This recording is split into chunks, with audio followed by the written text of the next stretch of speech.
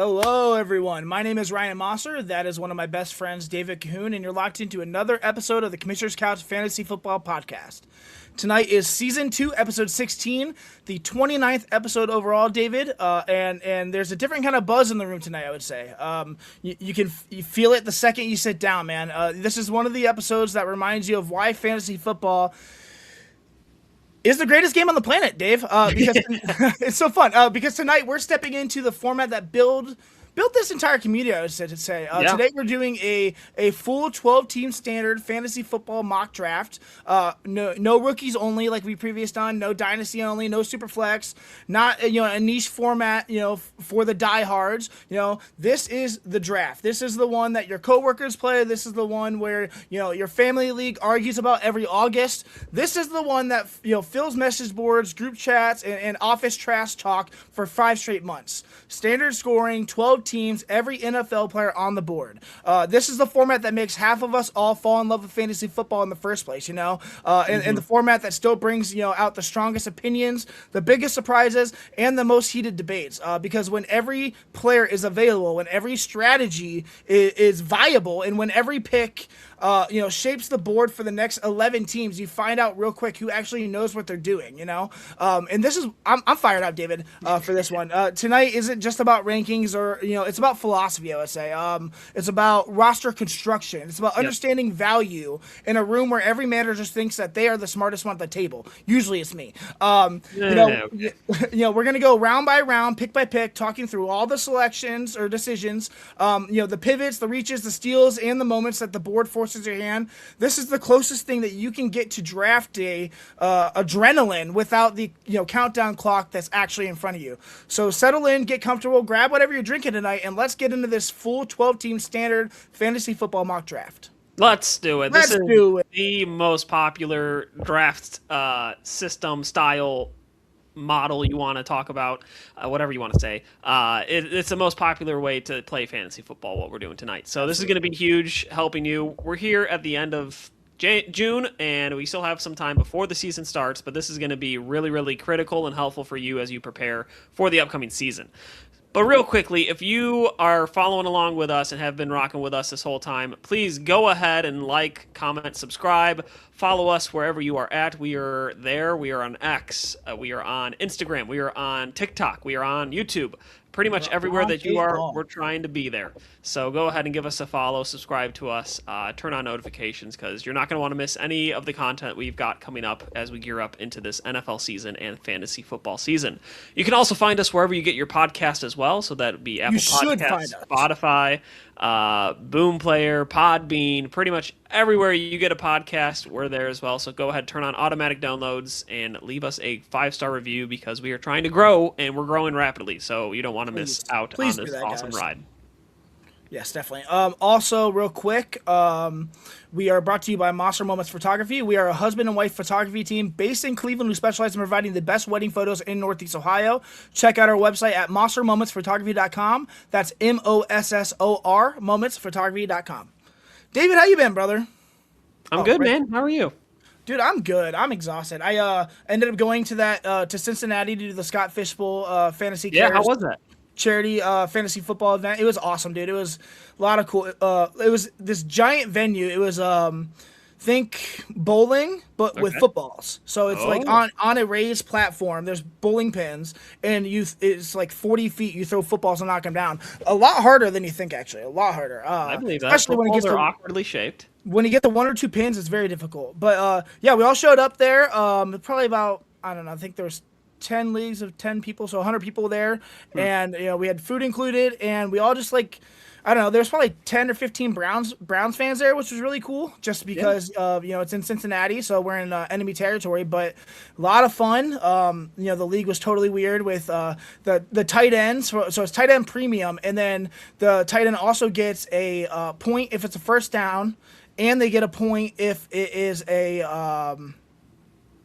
catch. So up to they can get up to like 3 2 PPR. points. Yeah, so they get up to 3 points per catch. Wow. if they get a first down, which is insane. So It obviously would- your draft strategy is completely different there. A lot of fun, really cool. Yeah. And I'll be going to do the Cleveland one as well, representing our podcast and just Cleveland Yeah. next month as well. So I'm very excited that Nice. they invited me to do that. So That's awesome. So you call that a super tight end league then, or what do you even call that scoring?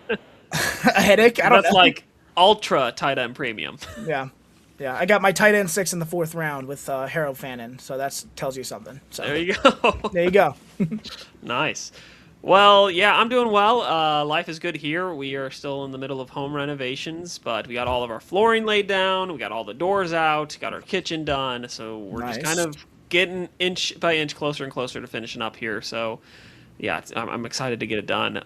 We are so close, and it's going to look so good once it's done. So Yeah, man, I miss you. I feel like we haven't played games in 2 months. We haven't done anything, dude. I like unplugged my Xbox and moved all my stuff around down here so we could fit all the flooring in the basement and the doors and everything. And so, yeah, literally, I haven't been on Xbox in I think forever. David's been a prisoner, so we need No, to, not we a need to let prisoner. him out of his cage. Just busy. But yeah. Well, to recap where we're at in our off-season program, we have really done a lot. And if much. you've missed it all, go ahead and listen to our other podcasts because we've recapped a lot of things that have happened this offseason, starting with the NFL draft. So leading up to the draft, we broke down players that are going to be in this draft that are going to be rookies in this upcoming NFL season. So we talked about quarterbacks, talked about wide receivers, running backs, tight ends. If you missed any of those, please go and listen to those podcasts. They're going to help you get an idea of what kind of player your team drafted if you are curious about it. And then we had our live show where we went over the NFL draft round 1 live on Friday night, or Thursday night actually, and it was awesome. So awesome, dude. Yeah, we had Over a great turnout. 912 people live during that show. Just such a huge blessing. Very humbling, honestly. Yeah, it was awesome, and so and much just- fun. Like just engaging with everybody in the comments and just Just the live like reacting we to worked things. so hard. I put in hundreds of hours just for that specific event of work. So just a little bit of validation was nice. So I really appreciate that. So Yeah, absolutely. And then after that, we took a little bit of time and kind of broke down some things that happened since the draft, talked through some off-season changes, talked through the coaches that have changed, talked through free agency a little bit. And that leads us to kind of where we're at now in the middle of mock draft season. We've done a couple of rookie mock drafts in the past as well, but now we're kind of hitting the ground running in this week's episode, which is Mossor. yes, we are doing the. I'm not muted. Okay, the 12-team standard mock draft. David, blah blah blah blah. Wah, wah, wah, wah. There's a nice. There's a certain electricity that hits the room when you say the word standard mock draft. Because this isn't theory. This isn't niche formats. Like I said, this isn't a draft only for the diehards that care about. This is the main event for most fantasy football players. A full 12-team standard fantasy football mock draft, the format that builds this entire hobby. Built it. Literally built this entire hobby. Yeah. The format that most leagues still use. And the format that every fantasy manager thinks they've mastered until the board punches them in the mouth. And that's what makes tonight so fun, David. In dynasty you're projecting. In Superflex, you're strategizing. In rookie drafts, you're forecasting upside, But in standard mock drafts, you're fighting for every inch. You're balancing floor and ceiling at the same time. You're trying to squeeze every ounce of value out of a board that changes with every pick. Running backs matter more. Touchdowns, swing weeks. Consistency becomes king in these kind of formats, and the margin for error are razor thin. Yep. Tonight, every player is available. Every strategy is on the table, and every pick tells a story. Whether you're building around a bell cow, anchoring with the wide receiver 1, or zigging while all the rest of the room zags. We're going round by round, pick by pick, breaking down the decisions that real managers face in real drafts. The reaches, the steals, the panic picks. I had a few of those this weekend, where I'm like, what the hell do I do between this guy that's hurt all the time and this guy that sucks? I don't know. And that was in the 5th round. What the heck? The moments where the board forces your hand, the moments where you trust your gut. This is the closest thing you can get to draft day adrenaline without the countdown clock staring in the face. I've already talked about this. And if you're listening right now, you're getting a front row seat to how we build a roster from scratch, live, unfiltered, and straight from the couch. Now, we're going to do this a little differently. since there's only 2 of us here and this is a 12-team mock draft and we're doing every player, it's unrealistic for us to just go back and forth and pick every player. So I have selected the 2nd overall pick, and David has selected, would you say 8, Dave? Number 8, baby. Number 8. So we will be just in charge of our teams. We will let the computer draft their own teams, and then we'll compare our teams just to make this go a little faster, just so we're not here for 4 hours. But it's going to be a lot of fun. So yeah. It's going to be great, and you guys get to see, as Mossor said, what our strategies are as we're live picking. It can vary as each board falls out each time, and so it's going to be really interesting to see how this one lays out and how we are going to live react and adapt and try and get the best value we can with each of our picks. So it's going to be fun and exciting, but without further ado, are you ready, Moss? let's do yes. All right, let's get into it. What league were you drafted?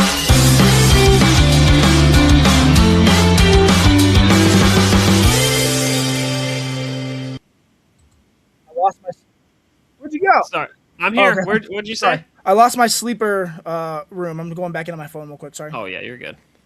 Continue. Hold on, I'm trying to figure out how to make that one the main one. Not me. Gotta make the main thing. Uh-huh. All right, I'm back in, so whenever you're ready. There we go. All right, can everybody see this? Are you good? I'm good. All right. Great. Well, as you said, you have the 2nd overall pick, and I've got the 8th. So let's jump on into it and start this draft.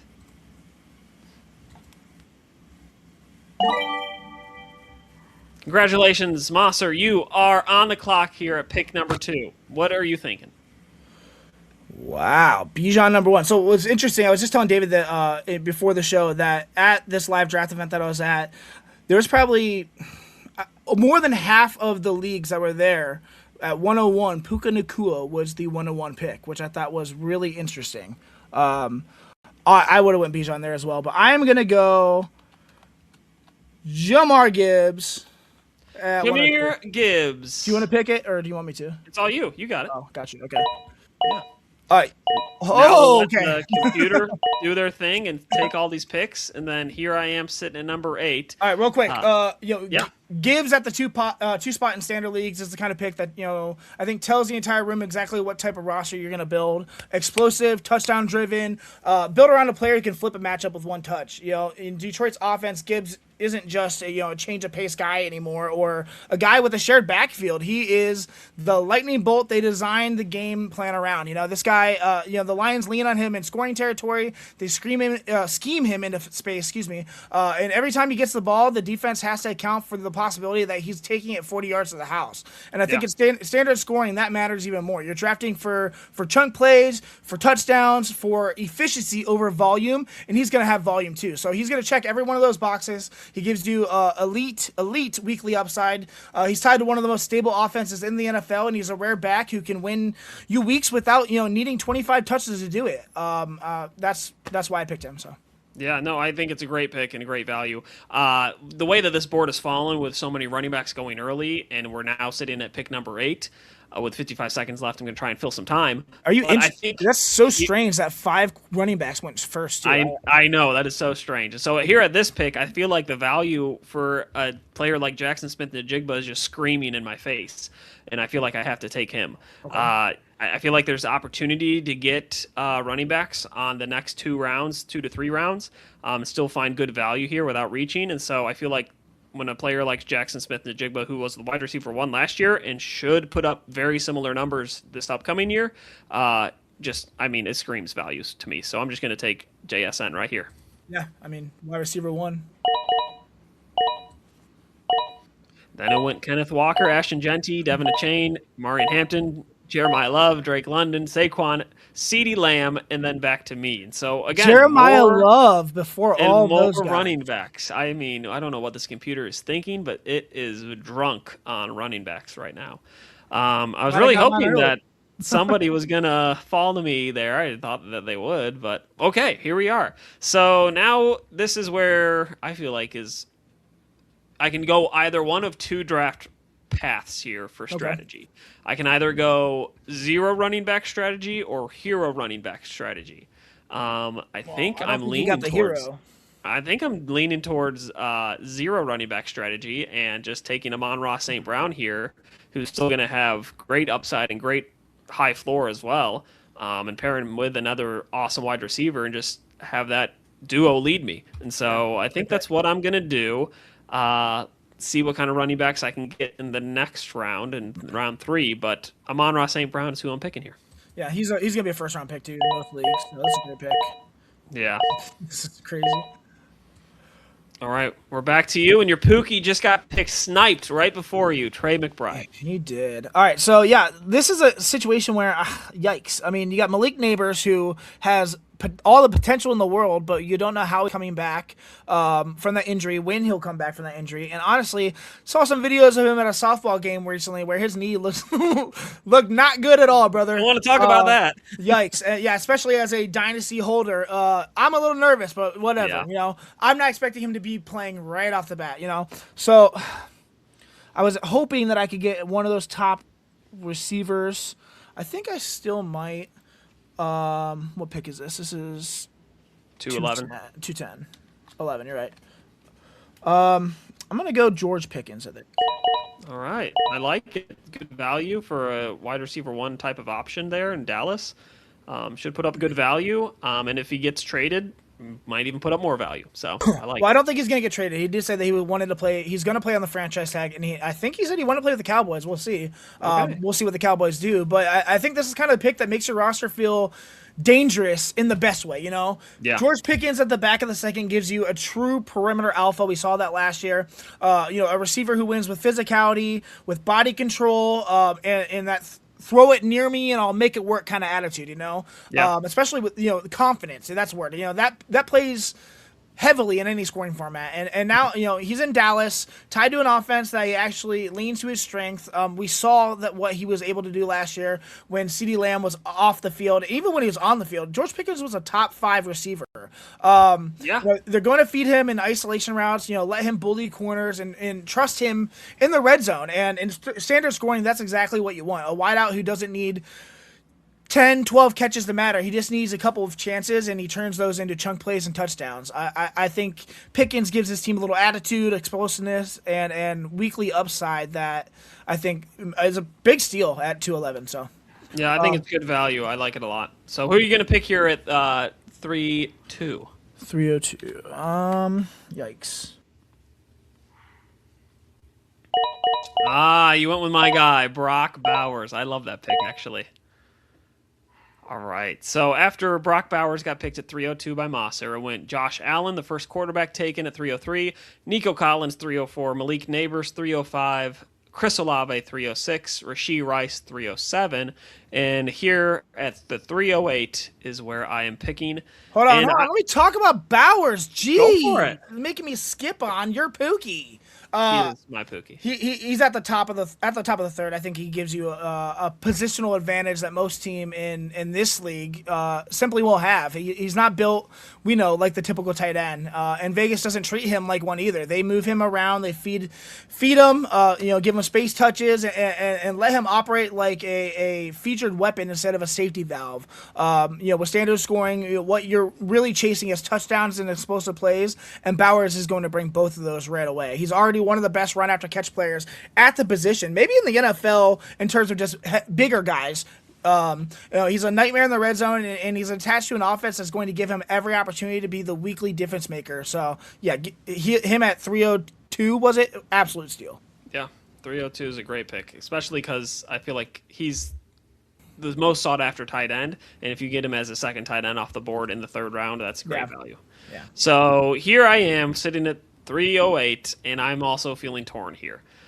I think I'm going to continue my trend that I'm doing right now with a zero running back strategy and see how it pays off later for me. And I'm going to take A.J. Brown here. A.J. Brown, somebody who was just traded to the New England Patriots and finally going to be the established wide receiver 1 for an offense that is young and emerging and can be a dynamic playmaker and score a ton of touchdowns. So I like the value here. He might be slept on a little bit, but I think that it's great value for a true wide receiver 1 on their team.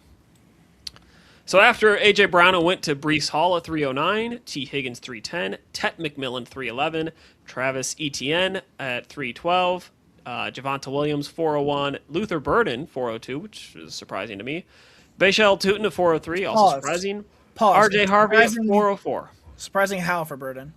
I feel like it's a little bit of a reach. I feel like there's more value there elsewhere. I feel like Garrett Wilson is more valuable. Jalen Waddle, I think, is more valuable.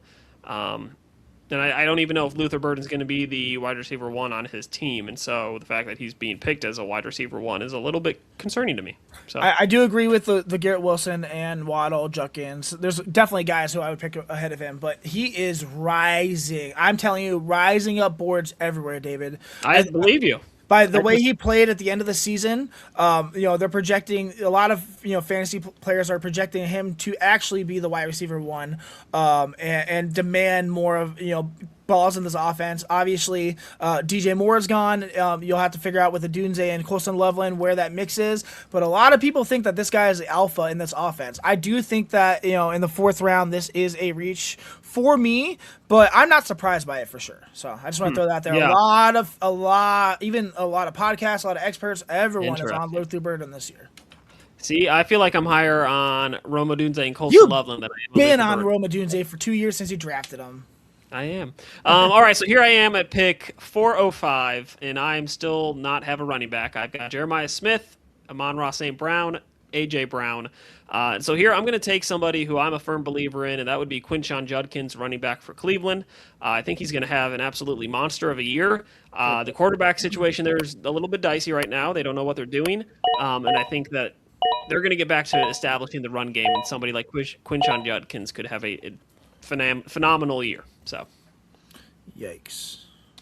So after Judkins, it went Travion Henderson, Garrett Wilson, Jalen Waddle, Devontae Adams, and then Cam Scatterbo at the 410. And now Mossor's on the clock with 411.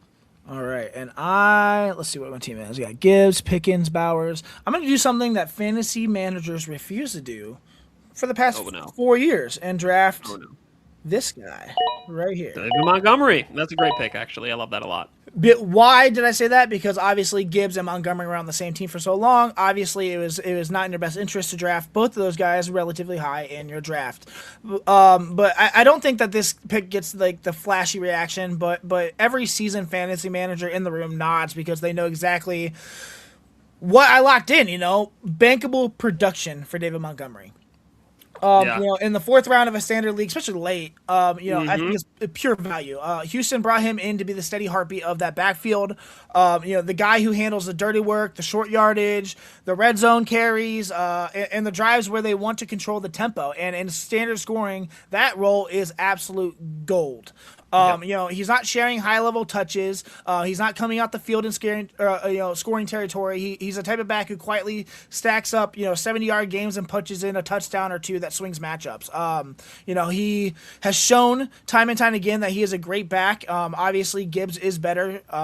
So no one faults, the Lions for going in that direction, but now it's his opportunity, and I think in this offense, he was desperately needed. The injury to Joe Mixon, they did not anticipate, and this has been just a godsend. I think it's going to be perfect for fantasy. So, I agree. That offense was literally just missing a piece like David Montgomery to just come in and be a high floor type of player and have bursts of showing eliteness, and so I like that pick a lot. Thank you. The 502, what you going to do? It went Colston Loveland after David Montgomery, and then Drake May, and back to you. Loveland that late is a pretty good value as well. Oh, great value, yeah. I'm going to do... Man, I just want to take 2 tight ends to screw you. I'm not going to do that. Emeka Egbuka. Emeka Egbuka. In the 5th gives you a young receiver who's stepping into a bigger role, obviously. Tied to an offense that's going to give him real scoring chances. Mike Evans is gone. He's gone. It's been the alpha, the guy who's gotten 1,000 yards every season until last year, in his career. Yep. And this offense is built to win in the exact areas that matter most in standard scoring, and Mecca's going to be that guy. He's a smooth route runner. He's efficient after the catch, and he plays with a physical edge that shows up, when the ball's in the air. Tampa Bay didn't bring him in to be a passenger. They clearly brought him in to be the guy, to be the chain mover who can also hit you with those 20-yard, body blow plays that flip a drive for sure. And then in the fifth round, this is great. You're not paying wide receiver 1 prices, but you're getting a player who can absolutely grow into a weekly starter territory as the season settles in. I think this pick gives my roster a young ascending weapon with real touchdown potential, and that's exactly what you want in standard formats. So yeah, and he's got the opportunity now to really prove himself as a true wide receiver 1. Absolutely. I just want to see him actually rise to the occasion and take it, which I think he will. But yeah, I think it's a great pick and great value in the 5th round. I think it all is going to rely on if Bucky is healthy, and if he's not, how efficient Kenneth Gainwell will be in the offense. But they got to be established in the run game to help Emeka out. Obviously, it's a big role to step up into. You have a rookie in Ted Hurst with some high hopes, and Chris Godwin and Jalen McMillan. So this is your room, buddy. You better take advantage of it. So. Yep. So with 24 seconds here, I'm going to talk about my pick that I'm going to make. All right, David. Tight end Tyler Warren. We've heard all season and off season about how much Ryan Mossor loves Tyler Warren. That's my real Pookie. That is his Pookie through and through. And here I am taking him in the 5th round, which I think is just good value here. Great value. There's rumors floating around that Alec Pierce may not be ready to go at the start of the season. And behind him, there's just really Josh Downs as another receiving threat, and that's it. So somebody like Tyler Warren has the opportunity and the ability to step up and become a true threat in the passing game, and I think he's going to do it. And I think that fantasy managers who are willing to take a risk on him and maybe reach a little bit, even though I'm not sure the 5th round is a reach, will definitely benefit from him. So I'm excited about that pick. Yeah, that's a great pick. Thank you. So after Tyler Warren, it went DJ Moore, Terry McLaurin, Carnell Tate, 5'11". Wow. Ramondre Stevenson, 5'12". Devonta Smith, 6'1". Jaylen Warren, 6'2". Kyle Monangai, 6'3". Rico Dowdle at 6.04. And that brings it back to me at 6.05, where I feel frankly very torn on what to do here. I don't necessarily love a lot of the names here. I've got my 3 wide receivers. I've got my running back. So at this point, I'm probably going to take a guy that I'm a believer in and people seem to be sleeping on in a player like a Rome Odunze. Hate that pick. Fine, I like it. Somebody who I think can become the wide receiver 1 in that offense now that DJ Moore is gone. I know everybody's really high on Luther Burden, but Rome Odunze was picked higher than Luther Burden and really has good chemistry with Caleb Williams. And so I think that that's going to be a much better option, especially when you get him 2 to 3 rounds later. So I like it a lot more. I disagree, but we'll see. I mean, Ben Johnson I feel like has only talked about Luther Burden this offseason so far and how much he loves him and he wants to integrate him in the offense and get him more touches and this and that. I mean, it could be all smoke. I did like the player. I mean, Daniel Jeremiah had him as his best player coming out of college when he played. I think that he has been okay. There's been a lot of these high expectation receivers. Think even in that draft, Rome Odunze, Marvin Harrison Jr., just the top 2 off the board. Other than Malik Neighbors, who injuries I'm not going to count, but nonetheless, we'll see. Nobody knows right now, and that's a little scary. But there are 2 potential players who have great opportunities ahead of them. All right, I have a minute left. I've been talking. I'm going to do this one. J.K. Dobbins at 6'11". Interesting. J.K. Dobbins. I like it personally. I think that J.K. Dobbins in Denver gives you a back with real burst, real vision, and kind of a one-cut explosiveness that fits perfectly in offense built around downhill runs and play action. When he's healthy, he's efficient. I think he's averaging 5.6 yards per carry in his career, David. Something insane. He hits creases with purpose, and he doesn't need 20 carries to make noise. In standard scoring, that efficiency matters even more. You're chasing yards and touchdowns, not receptions usually. And with this price, I really like it, especially with the news that not Dobbins. What is his name? The other running back rookie last year. I'm blanking. RJ Harvey. RJ Harvey, yes. Had surgery that not only people who knew about, so he might be out longer. That's going to give Jonah Coleman a little bit of maybe some looks, but I think J.K. Dobbins will continue to have that average if he stays healthy, and he's going to be a beast this year. I think this might be the steal of the draft here, David. Interesting. I like it. It's good value. We'll see what happens, though. I think that room's a little bit too crowded, so... Yeah, but he's going to take it over. He's taking it over. Okay. Well, here at the 702, Moss, who you got? After you picked Dobbins, it went Cortland Sutton, then Mekhi Lemon, and then back to you. First this all, one... I just need to say, whoever is picking for Team 1 for this computer has a terrible team. I don't like it. It's fine. This one, I'm just going to go off of upside here and do this one. Brian Thomas Jr. The opportunity is definitely there for Brian Thomas Jr. Brian Thomas Jr. Obviously last year was an incredible disappointment, but his rookie year he was a top 5 fantasy receiver. And this late in the draft, 7th round, that's a swing I think that can turn a good roster into a dangerous one if it hits. Brian Thomas Jr. gives you the vertical playmaker, player with real size, real speed, and a role in Jacksonville that I think is tailor-made for standard scoring. Fewer empty touches, more chances to hit you with big stuff. He's got there's a lot of, it's a big room, of course. Jacoby Myers, Travis Hunter Jr., who's going to be a beast there. As a receiver and not a corner.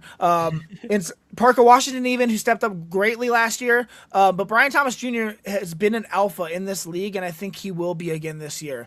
He's a type of receiver who doesn't need volume to matter. One clean release, one deep shot, one red zone fade, and he's already paid off his week. And that's a lot of fun. And in this part of the draft where you're hunting players who can actually tilt a matchup instead of just filling a lineup spot, I think that's invaluable. So I really like this pick here. Yeah, I like it a lot. I think Brian Thomas Jr. really could ascend to becoming a wide receiver 1 again in the league. And so, yeah, good value here in the 7th round. Sure. The opportunity. He was going as a 2nd-round pick last year, bro. So I know. So here we are at pick 708 for me. I've got Jackson Smith at Jigba, Amon-Ra St. Brown, A.J. Brown, Quinshon Judkins, Tyler Warren, and Rome Odunze.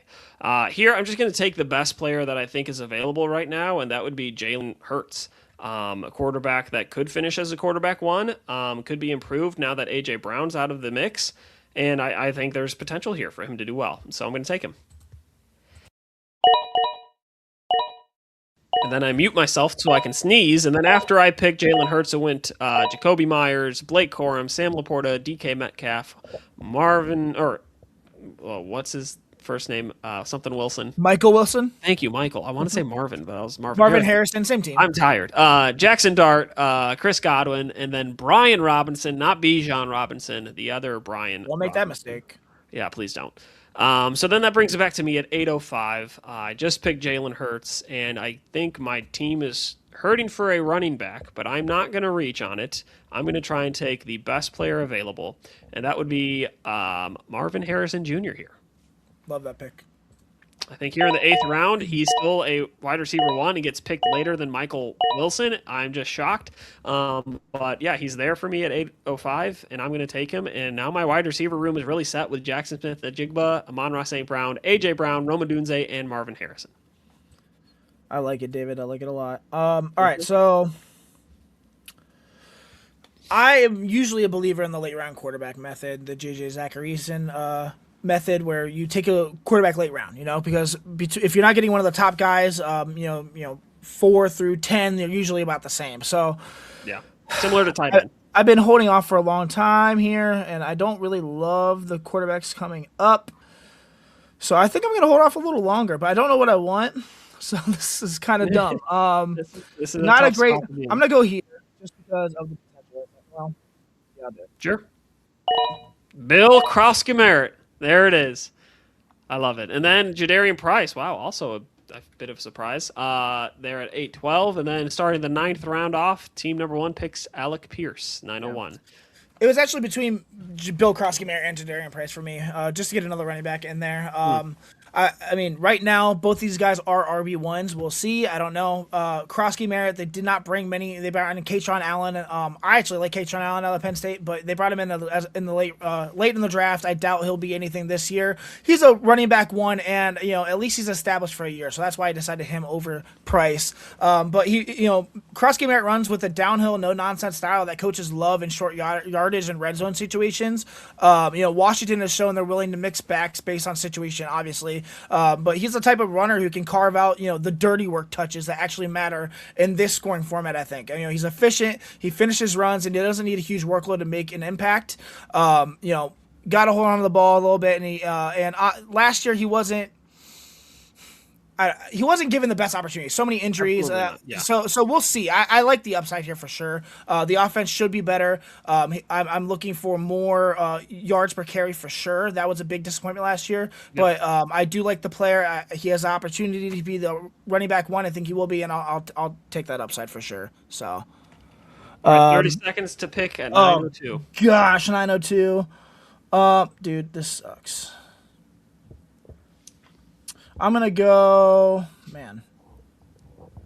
Sometimes you just don't want to pick, guys. Sometimes, and this is one of those times for him. All right, I'm going to go here.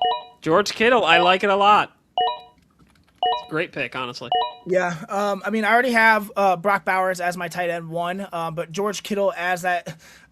It scares me to say insurance tight end because he's injury prone usually. I don't usually like to say that often, but he's had a lot of injuries in his history of in the NFL. But him backing up Brock Bowers, I think, is invaluable here, especially with guys around the board. Tyler Algier, who's going to be irrelevant. Gadsden, who's got a crowded room. Kincaid has been a disappointment. Connor, who's also in that crowded room. So Kittle here, I love it. Kittle still wins with leverage. He still creates, after the catch, and still has, that knack for slipping behind coverage for chunk plays. And in standard scoring, I think those splash plays and red zone moments matter way more than, the week-to-week reception totals. You're getting a tight end who can give you 60 yards and a touchdown on 3 touches, and that's huge. Not to mention, now he has a wide receiver 1, a true wide receiver 1, I think, on this team. We'll see how long that lasts. Mike Evans, yeah. And Mike Evans. So that's going to bring some of the heat off of him. So we'll see. I love this pick right here. So, sorry, go ahead. No, it's great value, especially here in the 9th round when we're getting near reaches. Always important to check buys too. I never check the buy there because this is a mock draft. But if you don't want 2 tight ends usually in the same bye week as well, so always check that. Sorry. Yeah, no, it's a good point. So here I feel like I'm kind of cornered into what I need to pick here. I've got my wide receiver room very filled out with the Jackson Smith-Njigba, Amon-Ra St. Brown, AJ Brown, Rome Odunze, and Marvin Harrison. I got my tight end, a quarterback. I got a running back. But I need more running backs. So here I'm just going to pick the best running back that I think is available, and that's going to be Alvin Kamara. I know that there's concerns what his role is going to look like now that they've signed Travis Etienne in the offseason, but I think Alvin Kamara is just a talented player who's been a fantasy machine for so long that he's not just going to go quiet into the background and fade away. He's going to demand some touches. He's going to demand some work. And I think that you'd be foolish not to at least take a risk on him here in the later rounds. And so I think there's good value here.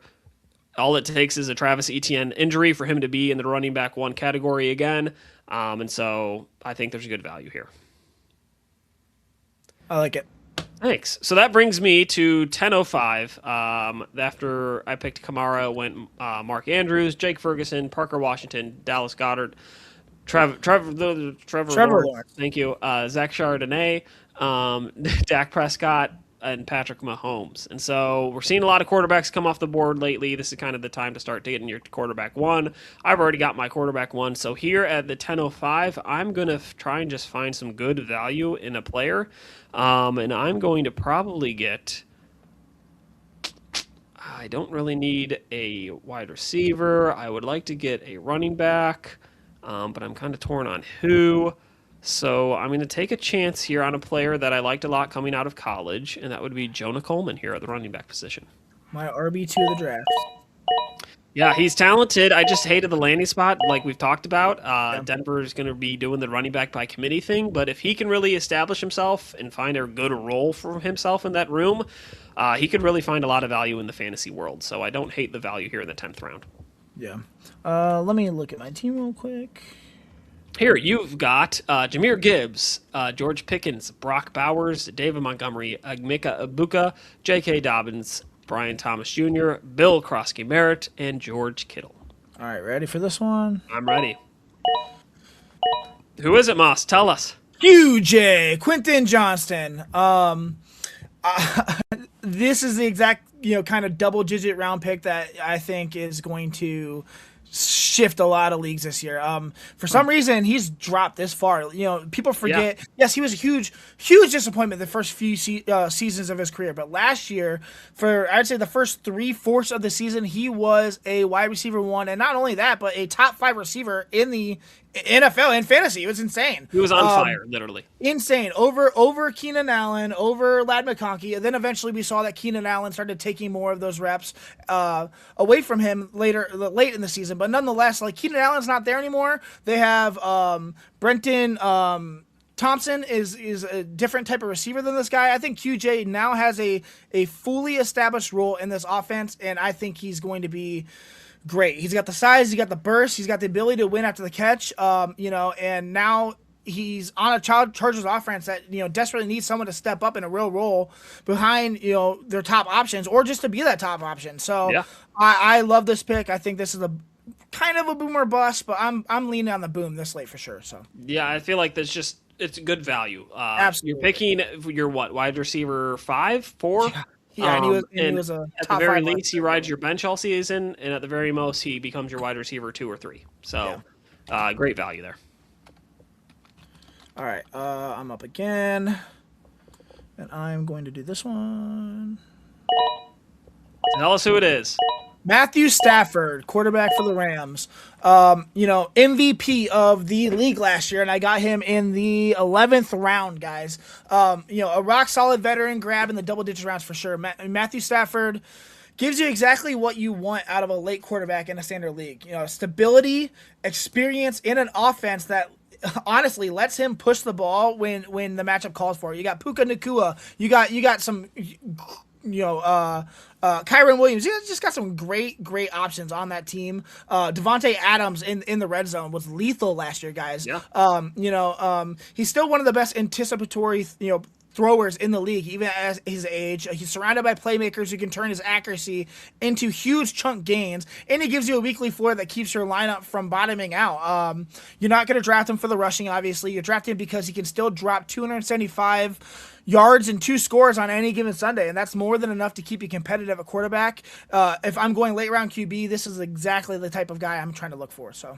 Yeah, I think it's a great value for late round QBs.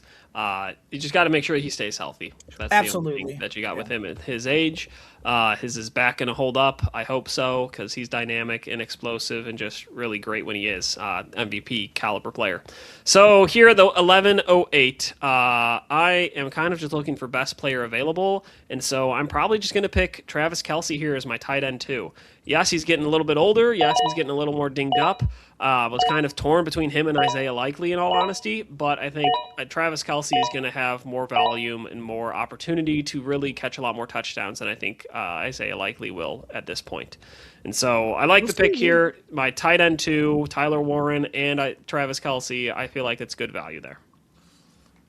What were you going to say? I said we'll see. We'll see, but I think it's good value. So here at the 12:05, it's come all the way back to me. I'm going to pick a player who I think people are kind of sleeping on this year, and I don't really need a wide receiver, but I'm going to take one anyway as my wide receiver 6 with 3 rounds left, and that is going to be Jaden Higgins, wide receiver for Houston. I think that there's just great value here for a player like Jaden Higgins. He's the clear wide receiver 2 in that offense. If Nico Collins shouldn't miss any time, Jaden Higgins is going to step up and demand targets. He's going to be a reliable piece in that passing game, and I think he's going to emerge as a year 2 player that can become a star in the future. So I like Jaden Higgins here. I think it's great value in the 12th round. So. Oh, and Moss, just to let you know, we are picking defenses as well. I forgot to take them out. So I'm skipping defenses. Okay. You'll ride the waiver wire for defense. For sure, yeah. I don't care. All right, I'm ready for, what is this, 12-11? 12-11. All right, this is going to be... David, do you know who I'm going to pick here? Because I love him.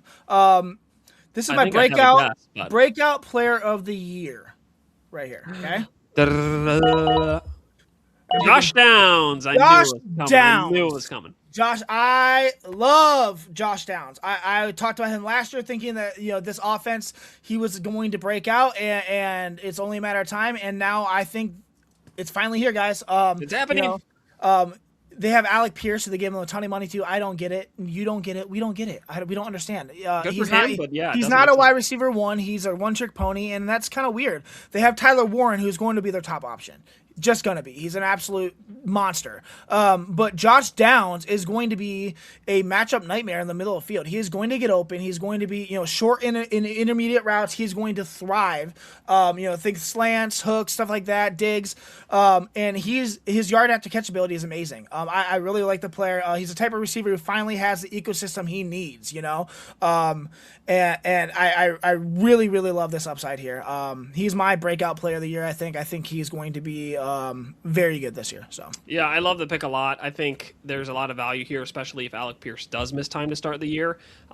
He's going to be the only wide receiver in that room now moving forward. And so, yeah, I think there's great value here to start this year, especially. And even, I think, down when it comes to the playoff stretch, too, his matchups that they have as a Colts should be really, really good for him to boom really well during that time. So I like that a lot. Thank you. All right, for my next pick, I have 35 seconds. Better make it. Oh, I knew it was coming. KC Concepcion. Do I have to say it? I mean, this is crazy value, I think, for this far back in the draft. You want a player who's going to change the math of your roster, and I think he's going to be exactly that kind of this swing this late. He's a separation machine. He's explosive underneath, and Cleveland is going to manufacture touches for him because he's one of the few guys on that roster who can turn a routine play into something that actually stresses the defense. I don't think he's a gadget player. He's a rhythm builder who wins with suddenness, with balance, and a natural feel for space that shows up on every rep. I'm not necessarily worried about his drop passes in college, as we talked about previously, David and I. I think there are a lot of that has to do with the quarterback and the throws and just concentration, just trying to move with the ball before you have it. And hopefully that'll be coached out of him. He creates yards after catch. He's slippery in the open, very slippery in the open field. And he's the type of player that you want. He can take a short throw and rip off 25 yards before anyone realizes what happens. I love the value here. Yeah, it's a great value here in the 13th round. You really just can't beat it. Here for my pick at 1308, I'm going to take somebody who I've tried to be patient with in my Dynasty League for years, and my team right here needs a running back because I've only got 3, and so I'm going to take Jonathan Brooks here in the latest second to last round to see if he can become that running back one for the Carolina Panthers. You can pick a defense. It's fine. I'll pick a defense. Okay, I'll pick a defense. So I did like David Njoku as well. I do need probably a quarterback too, but I'll wait and hold off. And so here I'm going to take a defense. And I'm probably going to take the best one that is available in my mind, and that would be the Seattle Seahawks, the team that just won the Super Bowl because of their elite defense. So there you have it.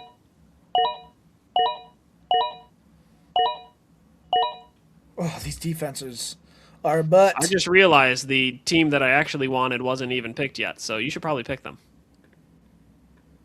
I'm looking. Hold on. Oh, easy. Yeah, there it is. Easy. I was like, where are they? They were picked, and it was actually the Raiders that are the. So Chargers. Easy, man. I love you, but I destroyed you. I don't know. Let's go through these teams. So Mossor had the pick 2 overall, and this was what his team ended up becoming. Jahmyr Gibbs, George Pickens, Brock Bowers, David Montgomery, Emeka Egbuka, J.K. Dobbins, Brian Thomas Jr., Bill Krosky-Merritt, George Kittle, Quentin Johnston, Matthew Stafford, Josh Downs, Casey Concepcion, and the L.A. Rams. Wow. So I think it's good overall. It's A+. I think your wide receiver room is a little bit on the weak side, but overall it's not bad. Listen, if George Pickens pans out the way I think he will, I have a top 5 receiver for this year, a top 5 running back, the top tight end, and just some fantastic depth. So that's where I'm at. And the best got a lot of depth, so I like it a lot. All right, highlight yours. What do you grade mine first of all? What do you grade out? A, B, C, D, or yours? F. Why do they skip E in grading? That's so stupid. I don't know. But for yours, I'll give you a solid B minus. I think you're higher on George Pickens than I am. I think he's talented, but I think he's very boom or bust, and so I don't like taking that type of a player that early in the rounds. Look at the draft, though. Look at all the top receivers that were off the board. There were no other top receiver. I had to get somebody, and that's who it was, baby. I hear you. I think I would rather have had a Nico Collins or even taken a chance on like an A.J. Brown or Malik Neighbors over George Pickens personally. But I like your tight ends. Top 5 offense is going to be insane. I like your tight ends a lot. Brock Bowers is my Pookie, so I like that a lot. And your running back is very solid, has a very high floor, so it should be good. So I give you a B minus. You're harsh with the grading. I am. But yeah, here's my team picking at the 8 number spot. I went with Jackson Smith and Jigba, Amon-Ra St. Brown, A.J. Brown, Quinshon Judkins, Tyler Warren, Rome Odunze, Jalen Hurts, Marvin Harrison Jr., Alvin Kamara, Jonah Coleman, Travis Kelce, Jaden Higgins, Jonathan Brooks, and the Seattle Seahawks defense.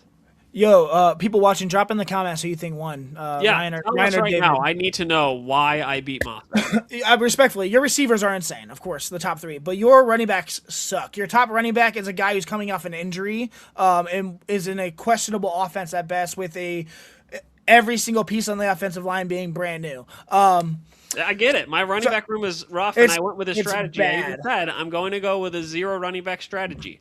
I hear you. I went for it. I hear you. So you're banking on your top 3 guys and hopeful for my Marvin Harrison to break out. I love the Tyler Warren pick. Like I said, he's in my tier 2 of tight ends. I think he'll be a top 5 tight end, probably number 3 this year, depending on what Colston Loveland does as well. But I love that pick. He's my Pookie. Hate the Rome Odunze pick. I think he is going to be the odd man out, and managers are going to be disappointed. I think the draft did fall properly where Burden was supposed to be drafted first. He was. Hurts is boomer bust, and we'll see what he does with the tush push too, without A.J. Brown, because they have Cole Payton now. And you and me have talked about Cole Payton. Go back to our other previous shows where we brought down quarterbacks. But Cole Payton with that tush push, I think, could be an absolute cheat code. So we'll see if that happens where they need to get him in there, or they're not confident in Jalen Hurts. Not to mention that wide receiver room is questionable with A.J. Brown gone and Mekhi Lemon. We'll see what he does. Very promising rookie, but he's a rookie. I don't know. We'll see. I do like your draft. If you gave me I would have given you a B minus if you would have given me an A. So I got to give you a C minus. Okay, I'll take it. I agree with you. The running back room here is a little bit weak. Whereas it was your strength, it was my weakness. Sure. I think what I like most about this, though, is that it kind of gives me some flexibility with that all-star wide receiver room that I have to then go out and trade for a running back during the season if I should so desire. Like if Jaden Higgins really hits, I can package him and another player up and trade for a running back. And so I like the flexibility that comes with this team I've got. So that's a lot of ifs and buts and candy and nuts, so. Yeah. Who doesn't like candy and nuts?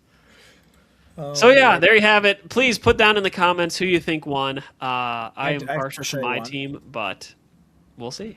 Respectfully. Okay, well, we're going to take a quick break, and then we'll be right back to wrap this up.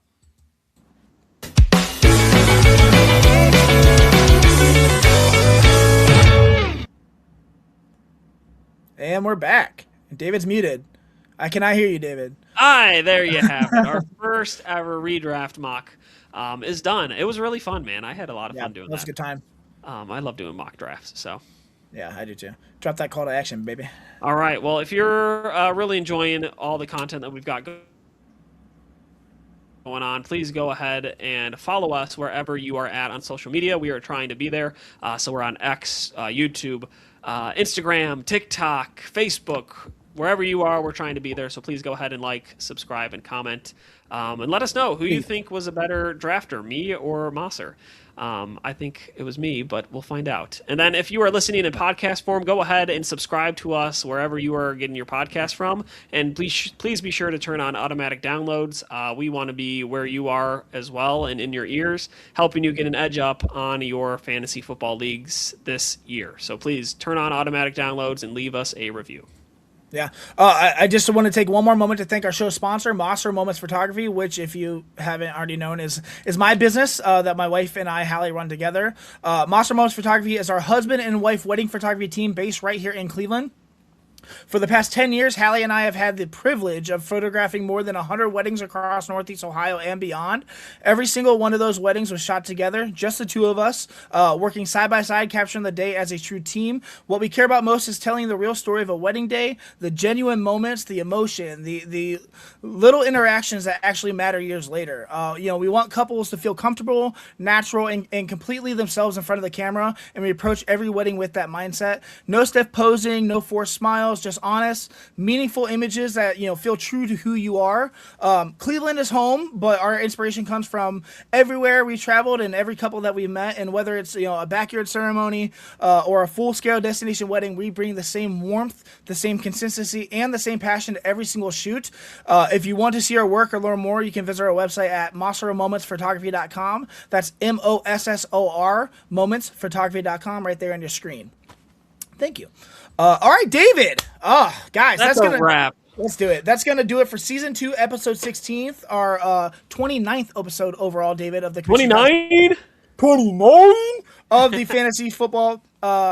I just spit everyone disgusting. The Commissioner's Couch Fantasy Football Podcast on screen 29, Neil Drool. Tonight we put the spotlight on the format that built fantasy football. A full 12-team standard mock draft. Every player on the board, every strategy on the table, and every pick shaping the next one. Obviously, David went 0 RB. I went kind of hero RB, so it's interesting. We walked through the decisions, real managers face, the pivots that separate good rosters from great ones in the moment where trusting your instincts, matters more than a cheat sheet ever will, for sure. We talked value, we talked roster construction, we talked about how quickly a draft can flip from, when one manager goes off script a little bit. And most importantly, we showed that, what it looks like when you build a team from scratch when the entire NFL player pool is staring you right in the face. But next week, we're taking a hard left turn, David. Next Thursday, we are running another mock draft, guys. It's draft season, baby. It is. We are, what we're trying to do here, we are trying to get you as many different styles of drafts just so you are aware of them. So you learn, what is a dynasty? I don't know what that is. What's a guillotine? What's a vampire league if we do that? What's a PPR? What's best ball, super flex, best ball. There's so many guys. So we're just trying to give you different opportunities to see what they're about and see if you are interested in playing in these different leagues. Next week is going to be a little weird, a little chaotic, and absolutely hilarious, I think, in the best way possible. We are going to be doing a guillotine auction mock draft next week. So for those of you who don't know what guillotine is, it'll be a great way to learn that. We're not going to spoil it right now. You're going to have to show up next week and learn what that is, but it's a lot of fun. Think budget strategy, survival-based roster building, and the consistent pressure of knowing, one bad week can send your entire team into the waiver wire for someone else to feast on. It's one of the most unique formats in fantasy football, if I'm being honest. Probably one of David's favorite. David always talks about this. I love guillotine leagues. He does. They're so fun.